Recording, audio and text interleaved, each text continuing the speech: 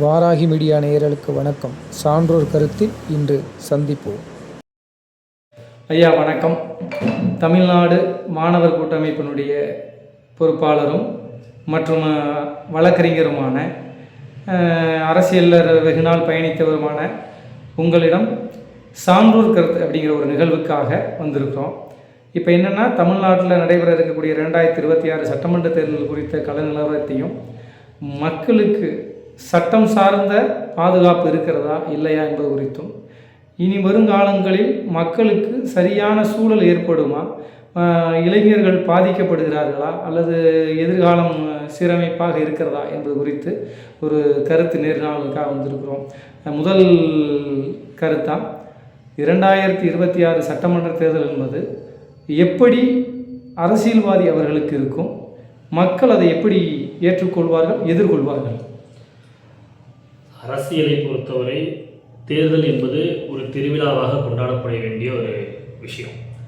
ஆனால் இந்த தேர்தல்ன்றது திருவிழாவா யாருக்கு அமையும் அப்படின்னு பார்த்தா, பெரும்பாலும் தேர்தல் திருவிழாவில் நடக்கின்ற போட்டியில் வெற்றியாளர்களாக அரசியல்வாதிகளே இருக்கிறார்கள். ஒருபொழுதும் தேர்தல் திருவிழாவின் போட்டிகளில் பொதுமக்கள் வென்றதாக இதுவரைக்கும், அதாவது காமராஜர், எம்ஜிஆர் போன்ற தலைவர்களுக்கு பின்பு யாரும் மக்கள் வெற்றி பெற்றதாக தெரியவில்லை. ஆக இந்த தேர்தலிலாவது, ஏன்னா கடந்த 5 ஆண்டு ஆட்சியில் என்னென்னலாம் மக்களுக்கு பாதகமான விஷயங்கள் நடந்திருக்குன்னு பொத்தாம்பதுவாக நம்ம சொல்லிட்டு போயிட முடியாது. சட்டம் ஒழுங்கு அப்படிங்கிற ஒரு தனிப்பட்ட ஒரு விஷயத்தை எடுத்து பார்த்தோம்னா கூட, இன்றைக்கு தமிழகம் எங்கும் சட்டம் ஒழுங்கு எப்படி இருக்குன்னா, இந்த 5 ஆண்டுகளுக்கு முன்பு சட்டம் ஒழுங்கு ஏதோ ஒரு சீர்கேடு என்று ஒரு விஷயத்தை நம்ம தேடணும்னா, இந்தியாவில் ஏதோ ஒரு மாநிலத்தில், ஏதோ ஒரு மலை கிராமத்தில், வேறு ஏதோ ஒரு வட மாநிலத்திலேயே ஏதோ ஒரு இடத்துல இருந்து நம்ம ஹிண்ட் எடுக்க வேண்டிய சூழ்நிலை, அதற்காக போராட வேண்டிய சூழ்நிலைகளில் தமிழகம் இருந்தது. ஆனால் இன்று தமிழகத்தில் எண்ணி பார்க்க முடியாத அளவிற்கு சட்டம் ஒழுங்கு சீர்கெட்டு இருக்கிறது. இன்னைக்கு 4 மாத குழந்தைக்கும் பாதுகாப்பு இல்லை, 60-70 வயது முதியவர்களுக்கும் பெண்களுக்கு யாருக்குமே பாதுகாப்பு இல்லாத ஒரு சூழ்நிலையில் இன்னைக்கு நம்ம மாநிலம் இயங்கிட்டு. இதற்கு முழு பொறுப்பேற்க வேண்டிய அரசு இன்னைக்கு கைகளில் விட்டது போல, மக்களை கைகளில் விட்டது மாதிரி, எந்த விதமான பொறுப்பும் தனக்கு இல்லாதது மாதிரி விளம்பர அரசியல் தேடிட்டு இருக்கு. இதை தட்டி கேட்பதற்கோ இல்லை அதை எதிர்த்து கருத்து சொல்வதற்கோ கூட நடுநிலையாளர்கள் நடுங்குகிறார்கள் என்பது மிகவும் வேதனையான ஒரு விஷயம். இன்னைக்கு இதற்கு முன்பு இருந்த அரசு, அதற்கு வந்த எதிர்ப்புகள், அப்பொழுது வந்த நடுநிலையாளர்கள், அப்பொழுது குரல் கொடுத்த திரை பிரபலங்கள் இன்னைக்கு எங்க போனாங்கன்னே தெரியல. எவ்வளவோ சீர்கேடுகள் நடக்குது. இன்னைக்கு விளாத்திக்குளம் விஷயத்தை எடுத்துக்கிட்டோம்னா கூட, ஒரு 12ஆம் வகுப்பு படிக்கக்கூடிய ஒரு மாணவி மாலை நேரத்தில் வீட்டில இருந்து வெளியில போறாங்க, திருப்பி அவங்க வீட்டுக்கு வரல. முறையாக அவர்கள் பெற்றோர் காவல் நிலையத்தை அணுகுகிறார்கள். காவல் நிலையத்தில் எந்த விதமான ஒரு முறையான விசாரிப்பும் இல்லாமல் அவர்கள் அங்கிருந்து விரட்டப்படுகிறார்கள். அப்போ இவர்களாகவே மீண்டும் தேடுகிறார்கள். அந்த இறந்த மாணவியினுடைய பெற்றோரை மீண்டும் அவர்கள் உறவினர்களோடு அந்த காட்டுப்பகுதிக்கு சென்று தேடுகின்ற பொழுது, நள்ளிரவில் அந்த பெண்ணினுடைய உடலை அந்த காட்டில் பார்த்ததற்கு பிறகு இவர்கள் காவல்துறைக்கு தகவல் சொல்லி அந்த இடத்திற்கு வருகிறார். அப்போ மக்களை தான் காவல்துறையினுடைய பணியையும் சேர்த்து செய்ய வேண்டியிருக்கிறது.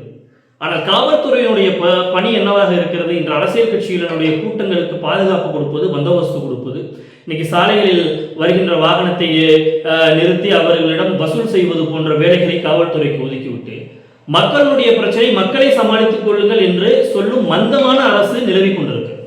ஆக இந்த தேர்தலை மக்கள் எவ்வாறு பயன்படுத்திக் கொள்ள வேண்டும் என்றால், தனக்கு தேவையான அரசை தான் தீர்மானிக்க வேண்டும். அதுதான் மக்களாட்சி. மக்களால் மக்களுக்காக மக்களை தேர்ந்தெடுக்கும் ஆட்சி மக்களாட்சி என்று சொல்லும். ஆக மக்களாட்சி என்ற மகத்தான ஒரு விஷயம் நம் கைகளில் இருக்கிறது. அதற்கு வாக்குச்சீட்டு என்ற ஒரு மிகப்பெரிய கருவி மக்கள் கையில் இருக்கிறது. அந்த கருவியை முறையாக பயன்படுத்தினால் அது மக்களுக்கு நன்மையாக சேரும். இந்த தேர்தல் திருவிழாவின் போட்டியில் மக்கள் வெற்றி பெறுவார்கள். ஆகவே நோட்டிற்கோ இல்லை கவர்ச்சியான விஷயங்களுக்காகவோ போய் மக்கள் விலை போயிடாம சரியாக சிந்தித்து சரியான அரசை தேர்ந்தெடுத்தால் அது மக்களுக்கு நல்லது என்பது என்னுடைய கருத்து. இப்போ சட்ட ஒழுங்கு மட்டுமே மக்கள் இதை மனசில் வச்சுக்குவாங்களா, இல்லை அரசு கொடுக்கக்கூடிய புது புது அரசியல்வாதிகள் கொடுக்கக்கூடிய இலவச திட்டங்கள், அறிக்கக்கூடிய தேர்தல் அறிக்கைகளை வச்சு இதற்கு முன்பாக நடந்த அவலங்களை எல்லாம் மறந்து மக்கள் யதார்த்தமான சூழலுக்கு சென்று தங்களுடைய வாக்குகளை எப்போதும் போல செலுத்திடுவாங்களா? இப்போ நீங்கள் மக்களோட பயணிக்கிறீங்க இல்லையா, அதில் எப்படி இருக்காங்க மக்களுடைய சூழல் தற்போது? அதாவது இப்பொழுது இன்னைக்கு கள நிலவரப்படி மக்கள் ஒரு மாற்றத்தை விரும்புகிறார்கள். ஆனால் ஆளுகின்ற வர்க்கமோ ஆண்ட வர்க்கமோ அதை விரும்பாது. மக்களை எப்படி மடைமாற்றம் செய்வது என்ற மந்திரம் அவர்களுக்கு தெளிவாக தெரியும். எப்படி நீட்டில் ஒரு ரகசியம் வச்சிருக்கிறதா சொல்லி ஆட்சிக்கு வந்தாங்களோ, அதே மாதிரி மக்களை, நல்ல சிந்தனையில் இருக்கக்கூடிய மக்களை மடைமாற்றம் செய்து அவர்களுக்கு தேவையானவாறு மக்களை பயன்படுத்திக் கொள்வது எப்படி என்பது ஆளுகின்ற ஆண்ட கட்சிகளுக்கு நன்றாகவே தெரியும். ஆனால் இப்போ உள்ள மக்களுடைய மனநிலை ஒரு மாற்றத்தை தேடி தான் இருக்கிறாங்க. ஆனால் கடைசி நேரத்தில் மக்களுடைய ஏழ்மையை பயன்படுத்தி இன்னைக்கு சுதந்திரம் அடைந்து இத்தனை ஆண்டு காலங்களில் இன்னும் ஏழைகளாகவே இருக்கிறார்கள். ஏழைகளை வைத்தே இந்த வாக்கு வங்கிகளும் நடந்து கொண்டிருக்கிறது. நீங்கள் உங்களுடைய வாழ்வாதாரத்தை உயர்த்துவோம், உங்கள் பொருளாதாரத்தை உயர்த்திடுவோம் சொல்லி சொல்லி சொல்லி சொல்லியே இத்தனை ஆண்டு காலமாக ஏழைகளாகவே இருந்து கொண்டிருக்கிறார். அப்போ இதுல இருந்தே தெளிவாக தெரிஞ்சுக்கலாம், இன்னும் ஏழையும் இருக்கு. இலவசத்திற்கு மக்கள் ஆசைப்படுகிறார்கள். அந்த கவர்ச்சியான அவர்களுடைய வாக்குறுதிகளை மக்கள் நம்புகிறார்கள் என்று சொன்னால், இலவசத்தை தேடி அதற்காக காத்து கொண்டிருக்கக்கூடிய சூழ்நிலை நம் மாநிலத்தில், இந்த தேசத்தில் நிலவுகிறது என்று சொன்னால், அதை விட கேவலமான வெட்கக்கேடான விஷயம் இதற்கு முன் ஆண்டவர்களுக்கு என்ன இருக்கு? அதாவது தற்போது ஆண்டவர்களால் மட்டும்தான், அதாவது இதற்கு முன்பு ஆட்சி செய்தவர்களால் மட்டும்தான் இது போன்ற நிலைமை இருக்கிறதா? இதற்கு முன்பாக இருக்கக்கூடியவர்களும் இதே சூழல்லாம் உருவாக்கி வச்சுருக்காங்களா? இல்லை தற்போது முதல்வராக போகிறேன்னு சொல்லக்கூடிய நடிகர் விஜய் அவர்கள் இருக்கட்டும், அவருடைய தேர்தல் அறிக்கையிலுமே இலவச திட்டங்கள் வரத்தான் இருக்குது. ஆக மக்களை கவர் பண்ணுறதுக்காக, அதாவது கவர்ச்சி செய்வதற்காக தேர்தல் அறிக்கை தயார் செய்யப்படுகிறது. அது ஆனால் நடைமுறைப்படுத்தப்படுவதில் 100க்கு 25% தான் நடைமுறைப்படுத்தப்படுகிறது. எல்லா அரசியல்வாதிகளைப் போலவே வரக்கூடிய புதிய அரசியல்வாதிகளும் இருக்கிறார்களா? அதாவது விஜயினுடைய தேர்தல் அறிக்கையை மற்ற ஆளும் கட்சிகளினுடைய தேர்தல் அறிக்கையோடு ஒப்பிட்டு நாம் பார்க்கின்ற பொழுது, விஜயினுடைய தேர்தல் அறிக்கை வெறும் கவர்ச்சிகரமாக இலவசம் சார்ந்த தேர்தல் அறிக்கையாக மட்டும் நாம் பார்த்து கடந்து போகின்ற சூழ்நிலை இல்லை. ஏன்னா இன்னைக்கு பெண்களுக்கு பாதுகாப்பு குறித்த மகளிர் தினத்தன்றைக்கு தான் பெண்களுக்கான அந்த தேர்தல் அறிக்கையை அவர் வெளியிடுகிறார். அப்பொழுது பெண்களுடைய அந்த வலியை ஒரு சகோதரனாக அவர் உணர்வதாக நான் கருதுகிறேன்.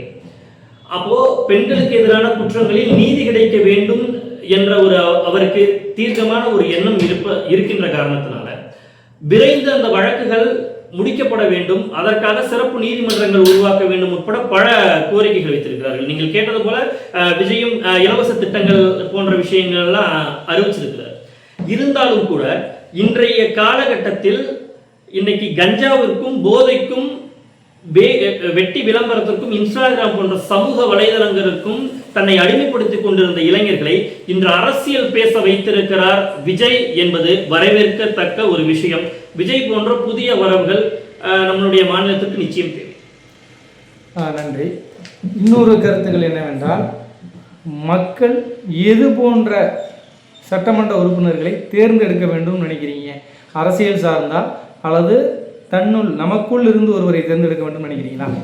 முதல்ல மக்களுக்கு உங்களுடைய தொலைக்காட்சியின் வாயிலாக நான் சொல்லிக்கிற ஒரு விஷயம் என்னன்னா, வரக்கூடிய வேட்பாளர்களுக்கு அந்த தொகுதியில் நிலவக்கூடிய பிரச்சனைகளினுடைய அடிப்படை விஷயம் தெரிந்திருக்க வேண்டும். அவங்க வர்றாங்க, என்ன பிரச்சனைன்னு தெரியாது. ஒரு அரசுல ஏதோ ஒரு இலவச திட்டங்கள் அறிவிச்சிருக்காங்க, ஏதோ ஒரு விஷயம் சொல்லியிருக்காங்க, எங்க ஆட்சிக்கு வந்தா நாங்கள் இதை செய்யறோம் அதை செய்யறோம். என் தொகுதிக்கு என்ன தேவை? எல்லா தொகுதிக்கும் ஒரே மாதிரியான பிரச்சனைகள் காமனா இருக்காது. ஒவ்வொரு தொகுதிக்கும் அவர்களுடைய தேவைகளும் பிரச்சனைகளும் மாறுபட்டு இருக்கும். ஆக அந்தந்த தொகுதிகளுக்கு என் தொகுதிக்கு இப்போ முதுகுளத்தூர் தொகுதின்னு எடுத்துக்கிட்டோம்னா முதுகுளத்தூர் தொகுதிக்கு என்ன வேணும்? இன்னைக்கு சென்னைன்னு எடுத்துக்கிட்டோம்னா சென்னையில் இருக்கக்கூடிய ஒரு பெரம்பூர் தொகுதிக்கோ ஒரு ஆர்கே நகர் தொகுதிக்கோ வட சென்னைக்கோ என்ன வேணும் அப்படிங்கிற ஒரு விஷயம் இருக்கக்கூடிய வேட்பாளர்களுக்கு தெரிந்திருக்கும். அதுக்கு பொதுவாக சொல்லணும்னா இன்னைக்கு ஜாதி பார்த்து மதம் பார்த்து இல்லை அவருடைய பேக்ரவுண்ட் பார்த்து வாக்கு செலுத்துறதை விட அவர் மக்களுக்காக எப்படி சட்டமன்றத்தில் பணியாற்றுவார் என்பதை மக்கள் சிந்திக்கணும். இன்னைக்கு சட்டமன்ற உறுப்பினராக நம்ம ஒவ்வொரு வருடமும் யாரோ சில பேரை தேர்ந்தெடுத்து நம்ம அனுப்புகிறோம். இன்னைக்கு ஓட்டு கேட்குறாங்க, எல்லா கட்சிகளும் போட்டியிடுறாங்க, நம்மளுக்கு பிடித்தவர்களுக்கு நம்ம வாக்களிக்கிறோம், பிடிக்காதவர்கள் கூட சில சமயங்கள் ஜெயித்து சட்டமன்றம் செல்வதற்கான சூழ்நிலைகள் உருவாகிவிட்டது. ஏன்னா பெரும்பான்மையான மக்கள் அவரை தேர்ந்தெடுத்து சட்டமன்றம் அனுப்புகிறார். ஆனால் அங்கே சென்று அவர் சாதித்த விஷயங்கள், நம் தொகுதி மக்களுக்காக அவர் பேசி அந்த திட்டங்களை கொண்டு வந்தது. எதிர்கட்சியா இன்னைக்கு ஆளுங்கட்சியா இருந்தால் தான் செய்யணுன்ற அவசியம். இன்னைக்கு எதிர்கட்சி உறுப்பினர்களால் கூட மக்களுக்கு தேவையான, தன் தொகுதி மக்களுக்கு தேவையான விஷயங்கள், தன் தொகுதியை கடந்து வெளியில் இருக்கக்கூடிய மற்ற தொகுதிகளுக்கும் பொதுவான பிரச்சனைகளையும் பேசக்கூடிய ஒரு நபராக இன்னைக்கு வரக்கூடிய சட்டமன்ற உறுப்பினர்கள் வர வேண்டும். ஆக கொஞ்சமாவது விஷயம் தெரிஞ்ச, கொஞ்சமாவது படிப்பறிவு இருக்கக்கூடிய, மக்களுடைய மன ஓட்டத்தை தெரிந்து மக்களுடைய தேவைகளை பூர்த்தி செய்து ஒரு தன்னிறைவு அரசாங்கமாக 5 ஆண்டுகள் கழித்து அந்த ஆட்சியினுடைய நிறைவு பகுதியில் தன்னிறைவு அரசாங்கமாக அது இருக்கும். தன்னிறைவு அரசாங்கம் அப்படின்னா என்னன்னா, இன்னைக்கு விஜய் நீங்க சொன்னது மாதிரியே இலவச திட்டங்கள் அறிவிச்சிருக்கிறதா சொல்றீங்க. என்னைய கேட்டா இப்போ விஜய் ஒரு புதிய வரவு, இப்போ பெருசா ஒன்றும் விஜய் இழந்திருக்க மாட்டார். அரசியலுக்காக பெருசா விஜயோ விஜய் கட்சியை சேர்ந்தவர்களோ பெருசா ஒன்றும் அரசியல்ல இழந்திருக்க மாட்டார். அப்படி இருக்கிறப்போ அவங்களுக்கு மக்களுடைய பணத்தை சுரண்ட வேண்டும் என்ற பெரிய தேவைகள் இருக்கு. இன்னைக்கு அதிமுக திமுக மக்களால் சம்பாதிச்சிருந்தா கூட அவர்கள் தேர்தலில் செலவு செய்யக்கூடிய எல்லாத்தையும் அறுவடை செய்யணும் அப்படிங்கிற ஒரு எண்ணத்தோட தான் அடுத்த ஆட்சிக்கு வந்தாங்கனாலும் செய்வாங்க. ஆனா என்னை பொறுத்தவரை விஜய்னுடைய தமிழக வெற்றி கழகத்திற்கு அந்த தேவை இருக்காது என்றுதான் நம்புறேன். அப்போ இந்த முறை இலவச திட்டங்கள் அறிவித்திருந்தால் கூட, ஒரு வாதத்திற்காக எடுத்துக்கொண்டோமானால் கூட, விஜய் ஆட்சிக்கு வருகிறார் என்றால் மீண்டும் வருகின்ற தேர்தலில் விஜய் இலவச திட்டங்கள் அறிவிக்க வேண்டிய சூழ்நிலை இல்லாமல் இருந்தால் அதுதான் சரியான அரசாக இருக்கும் என்று நான் கருதுகிறேன். இன்னைக்கு புதுவரவு விஜய் அவர்களை மட்டுமே நம்ம பேசுகிறோம். இதற்கு முன்பாக தொடர்ந்து தமிழ் தேசியத்தை முன்வைத்தும் தமிழ்நாட்டினுடைய மொழிகளை முன்வைத்தும் பல்வேறு விஷயங்களை மாற்றாக தொடர்ந்து செய்து வருகிற நாம் தமிழர் கட்சியினுடைய தலைவர் சீமான் அவர்களுடைய நிலைப்பாடுகளை பற்றியும் அவங்க செய்யக்கூடிய அரசியலில் எதுவும் மாற்றங்கள் வராதா? அது உங்களுடைய கருத்து? அண்ணன் சீமான் அவர்கள் மிகவும் மதிக்கத்தக்க நபர். அவர்களுடைய ஐடியாலஜிக்கல் ரொம்ப சிறப்பானதாக இருக்கும். தமிழக மக்கள் சார்ந்து, மண் சார்ந்து, வளம் சார்ந்து, மொழி சார்ந்து அவருடைய பற்று உண்மையில் வரவேற்க வேண்டிய ஒரு விஷயம். ஆனால் அண்ணன் சீமான் அவர்கள் தேர்தலில் போட்டியிட வேண்டும் என்பதற்கு 234 தொகுதியிலையும் வேட்பாளர்கள் இருக்கிறார். இன்னைக்கு அவர்களுடைய கட்சி உறுப்பினர்கள், அவருடைய இயக்கத்தை சேர்ந்த நண்பர்கள் தொடர்ந்து மக்கள் பணி ஆற்றுகிறார்கள். எல்லா இடங்கள்லையும் தேவையான போராட்டங்கள் எல்லாமே செய்கிறாங்க. இன்னைக்கு மக்களை நேரடியாக சந்திக்கிறாங்க. அதில் எந்த விதமான மாற்று கருத்தும். அதே சூழ்நிலையில் இதை வாக்காக மாற்றி அவர்கள் வெற்றி பெறுவதற்காக தேர்தலில் நிற்கிறார்களா அல்லது கணக்குக்கு நிற்கிறார்களா என்கின்ற அளவிற்கு தான் இன்னைக்கு நாம் தமிழர் கட்சியினுடைய நிலை இருக்கு. இன்னைக்கு 234 தொகுதியிலையும் அவர்கள் சரிபாதி பெண்களுக்கு கொடுத்த விஷயம். இன்னைக்கு ஆண்களுக்கு நிகராக பெண்களுக்கும், பெண்களுக்கு நிகராக ஆண்களுக்கும் வேட்பாளர்கள் அறிவிச்சிருக்காரு. மிகவும் வரவேற்கத்தக்க ஒரு விஷயம், நல்ல விஷயம். நாளைக்கே ஆட்சிக்கே அண்ணன் சீமான் ஒரு வாரத்துக்கு வந்தானாலும் கூட அமைச்சரவையிலும் இதே மாதிரி நிலை இருக்குன்னு கூட சொல்றோம். ஆனா இன்னைக்கு அவருடைய கருத்து பின்வாங்குற ஒரு விஷயங்கள் இருக்கு. இன்னைக்கு முதல் நாள் ஒரு விஷயம் சொல்றாரு, அதே விஷயத்த இன்னைக்கு அடுத்த நாள் சொல்றப்போ ஒரு மாத்தி பேசக்கூடிய விஷயங்கள் இருக்கு. அதே மாதிரி இன்னைக்கு தமிழர்கள் நெஞ்சங்கள்லாம் குடியிருக்கக்கூடியவர். இன்னைக்கு தமிழர் என்று சொன்னாலே புறநானூற்றை புதுப்பித்த ஒரு தலைவர்னு சொல்ற மாதிரி நம்மளுடைய தமிழின தலைவர் என்று சொல்லக்கூடிய மாவீரர் பிரபாகரன் அவர்களுடைய பெயரை களங்கப்படுத்துகின்ற வகையில் அண்ணன் சீமான் அவர்கள் சொன்ன கட்டுக்கதைகள், அது சில முகம் சுளிக்கக்கூடிய விஷயங்கள். அது நிறைய என் போன்ற பிரபாகரன் அவர்களை நேசிக்கக்கூடியவர்களுக்கு அது மிகுந்த வருத்தத்தை தந்தாலும் கூட தேர்தலில் சீமான் அவர்கள் வெற்றி பெற வேண்டும். இப்ப என்ன சொன்னாரு, விஜய் அவர்கள் அரசியலுக்கு வருவதற்கு முன்பாக தம்பியை நான் வரவேற்கிறேன், தம்பி போன்ற ஆட்கள் வரணும் அப்படின்னு.